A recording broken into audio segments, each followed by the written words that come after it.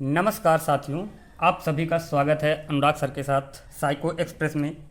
इस श्रृंखला को आगे बढ़ाते हुए प्रैक्टिस सेट की श्रृंखला को आज हम प्रैक्टिस सेट पहला लेकर आए हैं।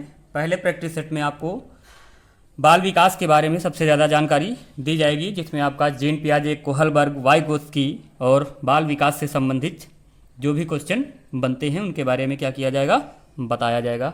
ठीक है साथियों, तो पहला क्वेश्चन आपका क्या है, बाल्यावस्था को किलपैट्रिक ने क्या कहा है। बाल्यावस्था को किलपैट्रिक ने क्या कहा है, पहला क्वेश्चन है आपका, बाल्यावस्था को किलपैट्रिक ने क्या कहा है साथियों। पहला ऑप्शन है आपका संचय काल, बी ऑप्शन है उलझन की अवस्था, ये आपका ऑप्शन क्या हो जाएगा, सी ऑप्शन हो जाएगा। सी ऑप्शन में आपका क्या है, प्रतिद्वंदात्मक सामाजिकरण का काल, और डी ऑप्शन है आपका क्या, मिथ्या परिपक्वता का काल। तो बताइएगा साथियों इसमें क्या होगा, कौन सा ऑप्शन सही होगा। संचय काल, हाँ, बाल्यावस्था की विशेषता है। उलझन की अवस्था आपका किशोरावस्था की विशेषता होती है। मिथ्या परिपक्वता का काल आपको किसने कहा है, रास महोदय ने कहा है। इसके बारे में किसने कहा है साथियों, रास महोदय ने कहा है। मिथ्या परिपक्वता का काल कहने वाले आपके कौन हैं, रास महोदय हैं।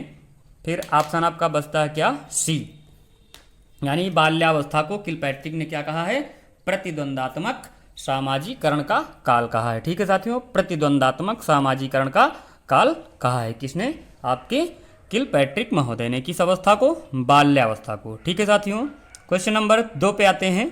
इसमें है वीर पूजा की भावना जागृत होती है, यानी वीर पूजा की भावना जागृत होती है किस अवस्था में, आपका किशोरावस्था में, बाल्यावस्था में, प्रौढ़ावस्था में या शैशवावस्था में। बताइएगा साथियों किसमें जागृत होती है, किशोरावस्था, बाल्यावस्था, प्रौढ़ावस्था या आपका क्या, शैशवावस्था। तो वीर पूजा की भावना जो जागृत होगी किसमें, आपके किशोरावस्था में जागृत होगी। यानी बालक वीर पूजा किसी को अपना आदर्श मानकर क्या करता है, उसके बताए गए नियमों कानूनों के अनुसार पर चलता है। यहाँ पे वीर पूजा की भावना न लिखकर आपका क्या है, आदर्श की भावना भी पूछा जा सकता है क्वेश्चन में। तो ठीक है साथियों, दूसरा ऑप्शन क्या होगा, दूसरे का ए ऑप्शन होगा। दूसरे का ऑप्शन क्या होगा, ए होगा, यानी किशोरावस्था। क्या होगा साथियों, किशोरावस्था होगा।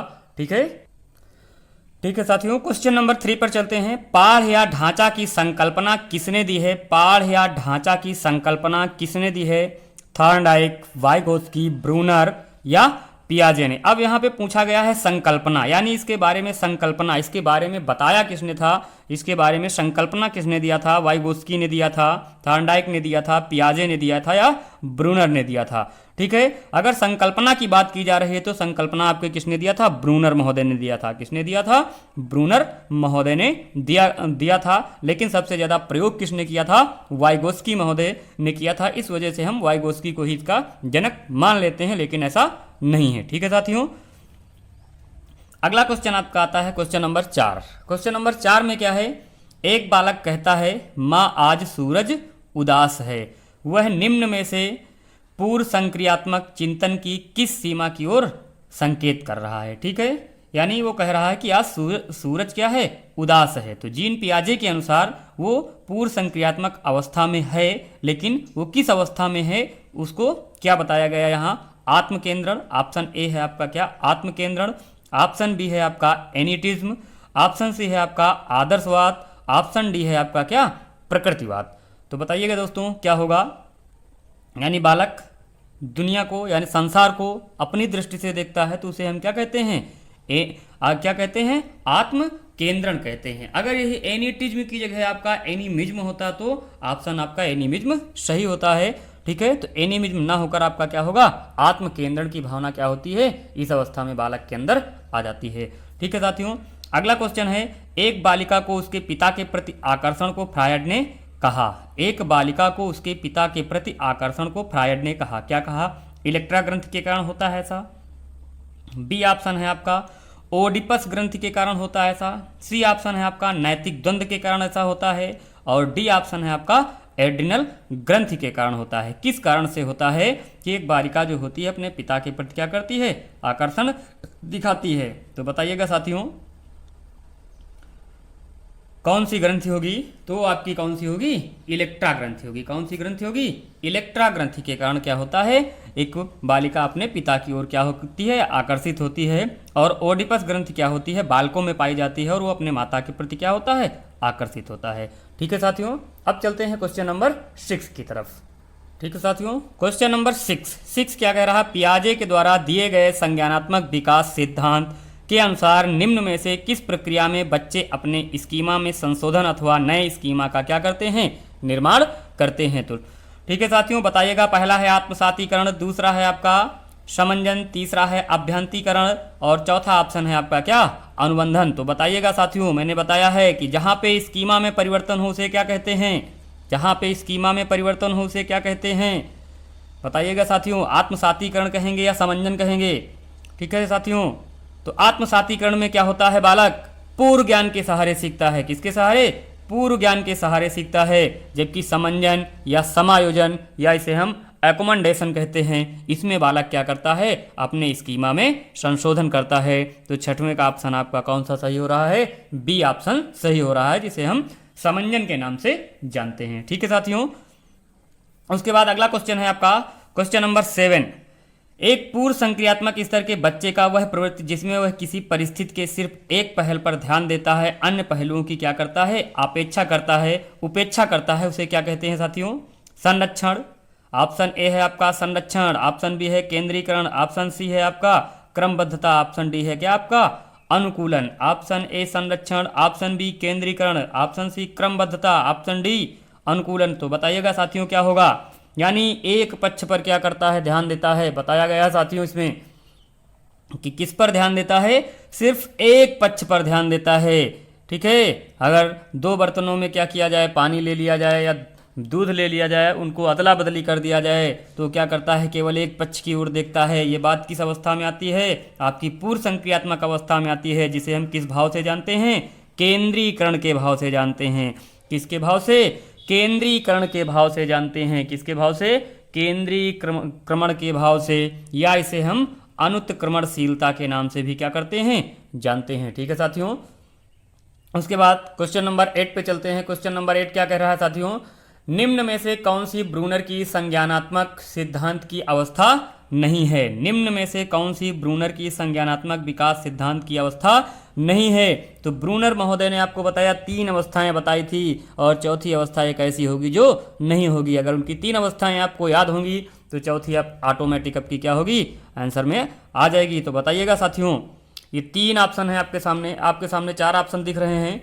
इन 4 ऑप्शनों में बताइएगा कौन सी अवस्था जीन पियाजे ब्रूनर महोदय की नहीं है। ठीक है, ब्रूनर ने इन 4 अवस्थाओं में कौन सी अवस्था अपने संज्ञानात्मक विकास में नहीं शामिल की थी। पहली है आपकी एक्रिलिक अवस्था, ऑप्शन बी है क्रियात्मक अवस्था, ऑप्शन सी है आपका प्रतिबिंबात्मक अवस्था और ऑप्शन डी है आपका क्या, संकेतात्मक अवस्था। तो बताइएगा साथियों कौन सा होगा। ठीक है, पहला उन्हें किसने क्या बताया था, इनएक्टिव। इनएक्टिव का मतलब क्या आपका, क्रियात्मक अवस्था। दूसरा बताया था आइकोनिक, आइकोनिक काजल यानी प्रतिबिंबात्मक अवस्था। ठीक है, दूसरी अवस्था कैसी थी आपकी, आइकोनिक। तीसरी आपकी क्या थी, संकेतात्मक। कौन सी अवस्था, संकेतात्मक, इसे हम सिंबॉलिक बोलते हैं। तो कौन सी अवस्था नहीं होगी इनकी, एक्रेलिक वाली अवस्था जो होगी वो आपकी ब्रूनर महोदय ने नहीं बताई है। ब्रूनर महोदय की 3 अवस्थाएं आती हैं, एक क्रियात्मक अवस्था, एक प्रतिबिंबात्मक, एक आपका क्या, संकेतात्मक अवस्था। ठीक है साथियों, अब चलते हैं क्वेश्चन नंबर 9 की तरफ। क्वेश्चन नंबर 9 में क्या कहा गया है कि वाइगोस्की के अनुसार एक बच्चा जिन कार्यों को अपने दक्ष व्यक्ति की सहायता से दूर कर सकता है उसकी ऊपरी सीमा क्या कहलाती है। बताइएगा साथियों, इसको भी बताया गया है। पहला ऑप्शन आपका क्या है, संभाव्य विकास स्तर, और बी ऑप्शन है आपका वास्तविक विकास स्तर, सी ऑप्शन है अवास्तविक विकास स्तर और डी ऑप्शन है आपका क्या, समीपस्थ विकास क्षेत्र। ठीक है साथियों, तो ऊपरी सीमा की बात की गई है। किसकी बात की गई है, ऊपरी सीमा की बात की गई है। यानी ये निम्न सीमा होती है, ये आपकी क्या होती है, ZPD होती है, और ये आपकी क्या होती है, ऊपरी सीमा होती है। ये क्या होती है आपकी, ऊपरी सीमा होती है। साथियों ये क्या होती है, ऊपरी सीमा होती है। क्या होती है, ऊपरी सीमा होती है। इस ऊपरी सीमा को क्या कहा गया है, ये आपकी क्या हो जाती है, AD हो जाती है, और ये आपकी क्या होती है, ZPD हो जाती है। ये ऊपरी सीमा क्या होती है, ऊपरी सीमा को हम क्या कहते हैं, बताइएगा साथियों। ऊपरी सीमा को हम क्या कहते हैं, संभाव्य विकास कहते हैं। क्या कहते हैं, संभाव्य विकास कहते हैं। ठीक है दोस्तों, ये आपकी वास्तविक विकास है, AD होता है। ठीक है साथियों, तो इसमें कौन सा ऑप्शन आपका सही होगा? ए ऑप्शन, संभाव्य विकास। ऊपरी सीमा को हम क्या कहते हैं? संभाव्य विकास कहते हैं। ठीक है साथियों, उसके बाद अगला क्वेश्चन हम चलते हैं क्वेश्चन नंबर 10 की तरफ। हम करके सीखते हैं किसने कहा? किसने कहा? ऑप्शन है आपका डॉक्टर मिस महोदय, ऑप्शन बी है आपका योकम महोदय, ऑप्शन सी है आपका सिम्पसन महोदय, ऑप्शन डी है आपका क्या? काल्सनिक महोदय। बताइएगा साथियों, हम करके सीखते हैं किसने कहा? 2018 में आया हुआ था क्वेश्चन ये, जिसमें पूछा गया है। पहला ऑप्शन है आपका डॉक्टर मिस, बी है आपका योकम, सी है आपका सिम्पसन, डी है आपका क्या? काल्सनिक। तो बताइएगा किसने कहा था? डॉक्टर मिस ने कहा था। वैसे माना जाता है सिम्पसन महोदय को, लेकिन आयोग ने 2018 में डॉक्टर मिस को ही ऑप्शन में क्या किया था? चूज किया था।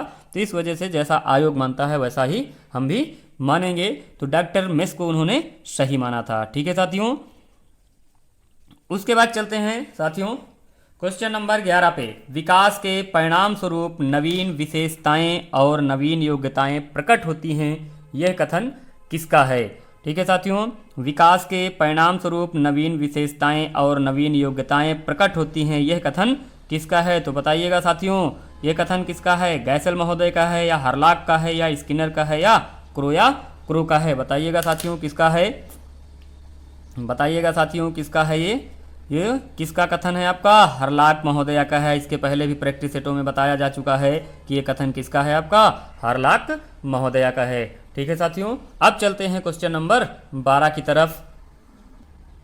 ठीक है साथियों, क्वेश्चन नंबर 12 क्या कह रहा है आपका? कि विद्रोह की भावना निम्न में से किस अवस्था से संबंधित है? विद्रोह की भावना निम्न में से किस अवस्था से संबंधित है? तो विद्रोह की भावना बालक कब करता है? बाल्यावस्था में करता है, या शैशवावस्था में करता है, या किशोरावस्था में करता है, या प्रौढ़ावस्था में करता है? किस अवस्था में करता है साथियों? विद्रोह यानी लड़ना झगड़ना, विद्रोह करना, अपनी किसी की बातें न मानना, तो किस अवस्था में होता है आपका? किशोरावस्था में। विद्रोह की भावना बालक के अंदर किस अवस्था में आती है? किशोरावस्था में आती है। ठीक है साथियों, अब चलते हैं क्वेश्चन नंबर 13 की तरफ। पियाजे मुख्य रूप से किसके अध्ययन के लिए माने जाते हैं? बताइएगा। भाषा विकास के लिए, ऑप्शन बी है यौन विकास के लिए, ऑप्शन सी है आपका संज्ञानात्मक विकास के लिए, ऑप्शन डी है आपका क्या? सामाजिक विकास के लिए। किसके लिए माने जाते हैं? बताइएगा साथियों, किसके लिए प्रसिद्ध हुए थे आपके जीन पियाजे महोदय? किसके लिए प्रसिद्ध हुए थे? आपके संज्ञानात्मक विकास के लिए। किसके लिए प्रसिद्ध हुए थे साथियों? संज्ञानात्मक विकास के लिए प्रसिद्ध हुए थे। ठीक है साथियों, अब चलते हैं क्वेश्चन नंबर 14 की तरफ। क्वेश्चन नंबर 14 आपका क्या कह रहा है? कि द साइकोलॉजी ऑफ आर्ट में किसने अपना शोध प्रबंध प्रस्तुत किया? द साइकोलॉजी ऑफ आर्ट में किसने अपना शोध प्रबंध प्रस्तुत किया? बताइएगा साथियों। पेस्टालॉजी, या वाइगोस्की, या ब्रूनर, या आपके बांडुरा महोदय? किसने अपना ये शोध प्रबंध जो बनाया था साइकोलॉजी ऑफ आर्ट, किसका शोध प्रबंध था? बताइएगा दोस्तों, बताइएगा। पेस्टलॉजी का ये नहीं है। पेस्टलॉजी का क्या है? बेबी बायोग्राफी है। ब्रूनर का क्या है? शिक्षा की प्रक्रिया पुस्तक है। ठीक है, उसके बाद बांडुरा ने अधिगम, सामाजिक अधिगम के बारे में बताया था। बताइएगा साथियों, तो कौन बच रहे हैं आपके? वाइगोस्की महोदय बच रहे हैं। कौन बच रहे हैं? वाइगोस्की महोदय बच रहे हैं। ठीक है साथियों, तो इसका ऑप्शन आपका क्या होगा? बी ऑप्शन होगा। कौन सा? वाइगोस्की। ठीक है साथियों, अब चलते हैं क्वेश्चन नंबर 15 की तरफ। सिंबल तथा चिन्ह पियाजे के अनुसार किस अवस्था का प्रमुख गुण है? सिंबल तथा चिन्ह पियाजे के अनुसार किस अवस्था का प्रमुख गुण है साथियों? पहला ऑप्शन है आपका क्या? संवेदी गामक अवस्था। पहला ऑप्शन आपका क्या है? संवेदी गामक अवस्था। पहला ऑप्शन आपका क्या है? संवेदी गामक अवस्था। उसके बाद साथियों आपका बी ऑप्शन है क्या? अंतः प्रज्ञात्मक अवस्था। सी ऑप्शन है मूर्त संक्रियात्मक अवस्था, और डी ऑप्शन है क्या? औपचारिक अवस्था। बताइएगा साथियों, किस अवस्था में बालक सिंबल के माध्यम से पहचानने लगता है? यानी कहता है पापा आप घोड़ा बन जाइए, हम क्या आपके ऊपर सवारी करेंगे। ठीक है, उस प्रकार की बातें बालक किस अवस्था में करता है जीन पियाजे के अनुसार? तो किस अवस्था में करेगा? अंतः प्रज्ञात्मक अवस्था में, या इसे हम पूर्व संक्रियात्मक अवस्था भी बोलते हैं। ठीक है साथियों, अब चलते हैं क्वेश्चन नंबर 16 की तरफ। 16 में क्या बताया गया है? तरल, लंबाई, भार आदि से संबंधित समस्याओं का समाधान बालक पियाजे के अनुसार किस अवस्था में करता है? तो बताइएगा साथियों, तरल, लंबाई, भार आदि से संबंधित समस्याओं का समाधान बालक पियाजे के अनुसार किस अवस्था में करता है? पहला ऑप्शन है आपका स्थूल अवस्था, दूसरा ऑप्शन है आपका औपचारिक अवस्था, तीसरा है आपका इंद्रियगामक अवस्था, चौथा इनमें से कोई नहीं। बताइएगा साथियों, किस अवस्था का बालक होगा जो तरल, लंबाई, ठोस, भार के बारे में जानता है, या किस मानसिक आयु का बालक हो जाएगा जो दिन दिनांक समय के बारे में जानने लगता है। तो किस अवस्था का बालक, 7 से 11 वर्ष की बात की गई है। किसकी? 7 से 11 वर्ष की बात की गई है। और 7 से 11 वर्ष में क्या होता है? स्थूल अवस्था आती है। कौन सी अवस्था आती है आपकी? स्थूल अवस्था आती है। इस स्थूल अवस्था का बालक क्या करता है? आपका तरल, लंबाई, ठोस से संबंधित चीजें जानने लगता है। ठीक है साथियों, क्वेश्चन नंबर 17 है आपका साथियों। क्वेश्चन नंबर 17 है, परिकल्पनात्मक चिंतन पियाजे के अनुसार बालक के अंदर किस अवस्था में पाया जाता है? बालक के अंदर ये परिकल्पनात्मक चिंतन, निगमनात्मक चिंतन किस अवस्था में पाया जाता है? बताइएगा। हाइपोथेटिकल थिंकिंग बालक के अंदर किस अवस्था में पाई जाती है? बताइएगा साथियों। ऑप्शन ए है मूर्त संक्रियात्मक अवस्था, ऑप्शन बी है संवेदी गामक अवस्था, ऑप्शन सी है आपका अमूर्त संक्रियात्मक अवस्था, और ऑप्शन डी है आपका क्या? पूर्व संक्रियात्मक अवस्था। बताइएगा साथियों, कौन सा ऑप्शन सही होगा? कौन सा ऑप्शन सही होगा साथियों? बताइएगा। क्वेश्चन नंबर 17, पहला ऑप्शन नहीं है, पहला ऑप्शन नहीं है साथियों। ऑप्शन इसका सी सही होगा। कौन सा? अमूर्त संक्रियात्मक अवस्था। कौन सी अवस्था? अमूर्त संक्रियात्मक अवस्था या औपचारिक अवस्था का जो बालक होता है उसके अंदर क्या होता है? ऐसा चिंतन आने लगता है। ठीक है साथियों, अब चलते हैं क्वेश्चन नंबर 18 की तरफ साथियों। क्वेश्चन नंबर 18 क्या कह रहा है? वस्तु स्थायित्व का ज्ञान बालक के अंदर पियाजे के अनुसार किस अवस्था में होता है? वस्तु स्थायित्व का ज्ञान बालक के अंदर पियाजे के अनुसार किस अवस्था में होता है? बताइएगा साथियों। पहला ऑप्शन है आपका अंतः प्रज्ञात्मक अवस्था, ऑप्शन बी है मूर्त संक्रियात्मक अवस्था, ऑप्शन सी है आपका क्या? संवेदी गामक अवस्था, ऑप्शन डी है क्या आपका? औपचारिक अवस्था। किस अवस्था का बालक क्या करता है? वस्तुओं की स्थायित्व के बारे में जानने लगता है। कोई भी वस्तु छिपा दीजिए, उसको क्या करता है? खोज निकालता है। किस अवस्था का बालक? संवेदी गामक अवस्था का। किस अवस्था का बालक? संवेदी गामक अवस्था का जो बालक होगा वो क्या करता है? वस्तुओं को खोज कर निकाल देता है। ठीक है साथियों, अब चलते हैं क्वेश्चन नंबर 19 की तरफ। किसकी तरफ? क्वेश्चन नंबर 19 की तरफ चलते हैं। क्वेश्चन नंबर 19 क्या कहता है? व्यवहारों के संगठित पैटर्न को जिसे आसानी से क्या किया जाए? दोहराया जा सकता है, कहा जाता है। यानी वह व्यवहार जो डेली रूटीन में होते हैं उन्हें हम क्या कहते हैं? ऑप्शन ए है आपका आत्मसातीकरण, ऑप्शन बी है आपका स्कीमा, ऑप्शन सी है आपका स्कीम्स, ऑप्शन डी है आपका क्या? साम्य धारण। बताइएगा साथियों, ऑप्शन डी है आपका क्या? साम्य धारण। इसमें कौन सा ऑप्शन सही होगा? बताइएगा साथियों, कौन सा ऑप्शन सही होगा? आत्मसातीकरण, इसमें बालक क्या करता है? पूर्व ज्ञान के आधार पर काम करता है। ठीक है, मानसिक संरचना को हम स्कीमा कहते हैं। ठीक है साथियों, आत्मसातीकरण और समायोजन जब दोनों प्रक्रियाएं काम करने लगती हैं तो उसे हम क्या कहते हैं? साम्य धारण कहते हैं। तो इसमें सही ऑप्शन आपका क्या होगा? सी होगा, स्कीम्स। यानी जो भी बालक क्या करता है, व्यवहार डेली अपनाता है, उसे हम क्या कहते हैं? स्कीम्स कहते हैं। ठीक है, बालक अपने हिसाब से क्या ड्रेस पहनता है, स्कूल जाने के लिए तैयार होता है और क्या करता है? स्कूल रूटीन के हिसाब से बुकों को लेकर जाता है। तो इस प्रकार के व्यवहारों को क्या कहा गया है? स्कीम्स कहा गया है। व्यवहारों के संगठित पैटर्न को जिसे आसानी से हम क्या करें? दोहरा सकें। ठीक है साथियों, अब चलते हैं क्वेश्चन नंबर 20 की तरफ। 20 क्वेश्चन क्या कह रहा है? Biographical sketch of an infant किसकी पुस्तक है? तो बताइएगा। ऑप्शन ए है आपका जीन पियाजे, ऑप्शन बी है ब्रूनर, ऑप्शन सी है डार्विन, और ऑप्शन डी है रूसो। बताइएगा साथियों, किसकी पुस्तक है? Biographical sketch of an infant. तो ये आपकी पुस्तक किसकी है? डार्विन महोदय की है। किसकी है? डार्विन महोदय की पुस्तक है। ठीक है साथियों, अब चलते हैं क्वेश्चन नंबर 21 की तरफ। 21 में क्या बताया गया है? वातावरण वह बाहरी शक्ति है जो हमें प्रभावित करती है, किसने कहा? वातावरण वह बाहरी शक्ति है जो हमें प्रभावित करती है, किसने कहा है साथियों? ऑप्शन ए है आपका रूसो, ऑप्शन बी है आपका डार्विन, ऑप्शन सी है रॉस, ऑप्शन डी है आपका पियाजे। बताइएगा साथियों, वातावरण वह बाहरी शक्ति है जो हमें क्या करती है?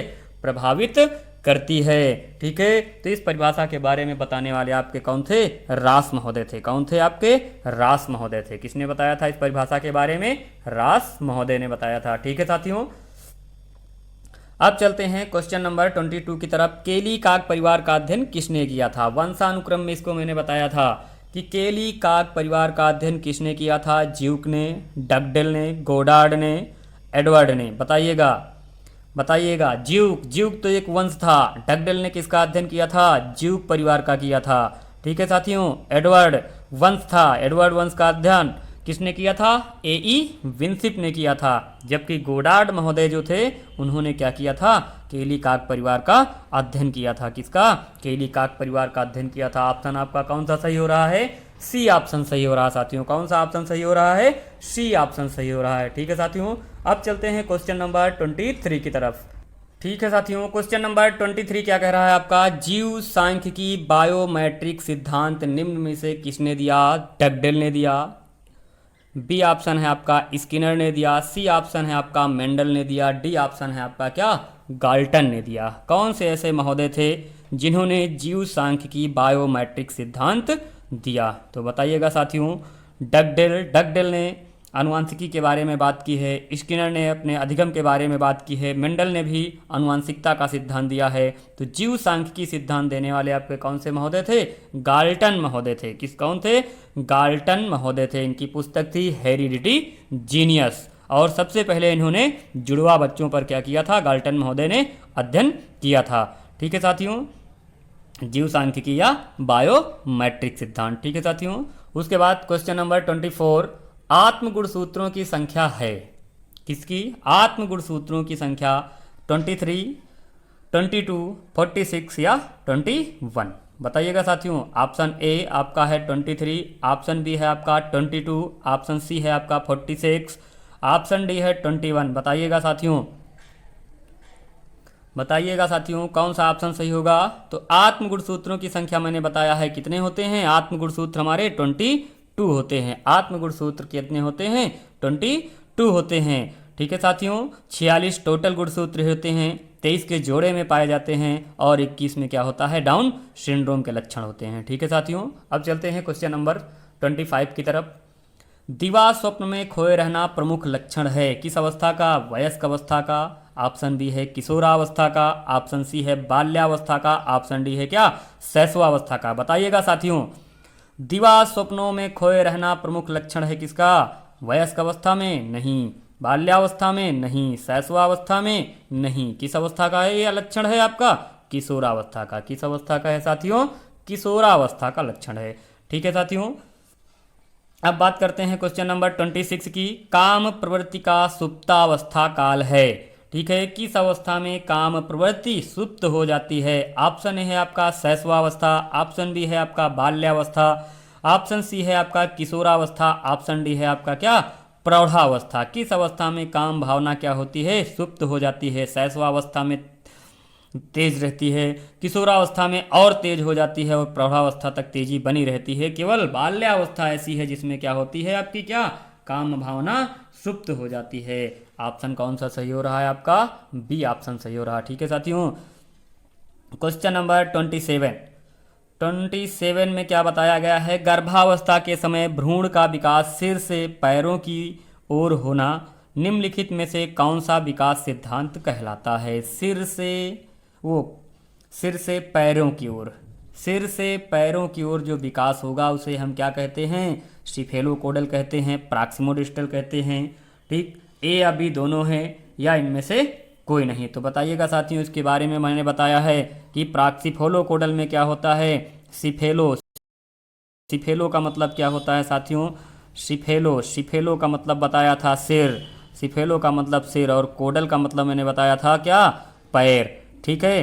तो सिर से पैर की ओर पूछा गया है। किसकी ओर? सिर से पैर की ओर पूछा गया है। तो सिफेलोकोडल क्रम में क्या होगा? बालक का जो विकास होगा कैसे होगा? सिर से पैर की ओर होगा। तो किस में होगा? सिफेलोकोडल क्रम में होगा। किस क्रम में होगा? सिफेलोकोडल क्रम में होगा। ठीक है। इसे हम मस्तकाधोमुखी के नाम से भी क्या करते हैं? जानते हैं। किसके नाम से जानते हैं? मस्तकाधोमुखी। या इसे हम सिरोपदाभिमुख सिद्धांत के नाम से भी क्या करते हैं? जानते हैं। ठीक है साथियों। अब चलते हैं क्वेश्चन नंबर 28 की तरफ। ठीक है साथियों। क्वेश्चन नंबर 28 क्या कहता है? औपचारिक संक्रियाओं का स्तर किस अवधि में घटित होता है? यानी फॉर्मल ऑपरेशन। जीन पियाजे के अनुसार औपचारिक जो संक्रियाएं होती हैं कब घटित होती हैं? ऑप्शन ए है आपके सामने 4 वर्ष से 7 वर्ष तक, ऑप्शन बी है 2 वर्ष से 4 वर्ष तक, ऑप्शन सी है 11 वर्ष से ऊपर, और ऑप्शन डी है इनमें से कोई नहीं। तो बताइएगा साथियों।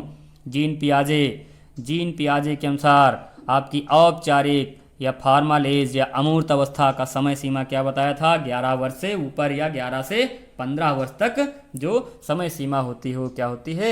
औपचारिक अवस्था की होती है। ठीक है साथियों। उसके बाद चलते हैं क्वेश्चन नंबर 29 की तरफ।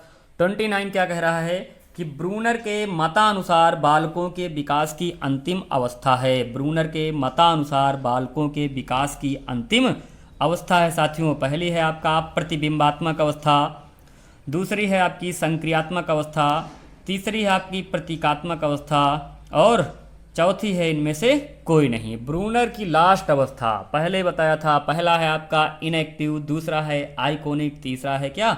सिंबॉलिक। ठीक है साथियों। तो इसमें कौन सा होगा आपका ऑप्शन? सिंबॉलिक यानी प्रतीकात्मक अवस्था, यानी सिंबॉलिक, प्रतीकात्मक अवस्था सिंबॉलिक बोलते हैं इसे। ठीक है साथियों। अब चलते हैं क्वेश्चन नंबर 13 की तरफ। क्वेश्चन नंबर 13 आपका क्या कहता है? बालकों में आत्मगौरव प्रवृत्ति पाई जाती है, टेंडेंसी ऑफ सेल्फ एस्पायर, किसकी बात? सेल्फ प्राइज की। ठीक है। आत्मगौरव की प्रवृत्ति बालक के अंदर किस अवस्था में होती है? किशोरावस्था में, बाल्यावस्था में, शैशवावस्था में, इनमें से कोई नहीं। बताइएगा साथियों किस अवस्था में पाई जाती है आत्मगौरव की भावना?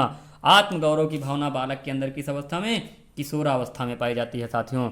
किस अवस्था में पाई जाती है? किशोरावस्था में पाई जाती है। किस अवस्था में साथियों? किशोरावस्था में पाई जाती है। ठीक है साथियों। किस अवस्था में? किशोरावस्था में पाई जाती है। ये तो थे आपके बाल विकास से संबंधित महत्वपूर्ण क्वेश्चन। ठीक है। इसी प्रकार क्वेश्चन आने की आपके यहाँ संभावनाएं व्यक्त की जा रही हैं। इस प्रकार के क्वेश्चन आने चाहिए, प्रारूप आपका यही है। ठीक है साथियों। वीडियो को लाइक शेयर जरूर करते रहें, रिक्वेस्ट है आप लोगों से। ठीक है साथियों। अगर वीडियो में कोई कमी रह गई हो तो कमेंट के माध्यम से मुझे बताने का कष्ट जरूर करें कि मैं वीडियो में और क्या क्या करूं कि जिससे वीडियो और अच्छे बने और आप लोगों को देखने में अच्छा लगे। ठीक है साथियों। जय हिंद, जय भारत। अब मिलते हैं प्रैक्टिस सेट 2 के साथ। धन्यवाद।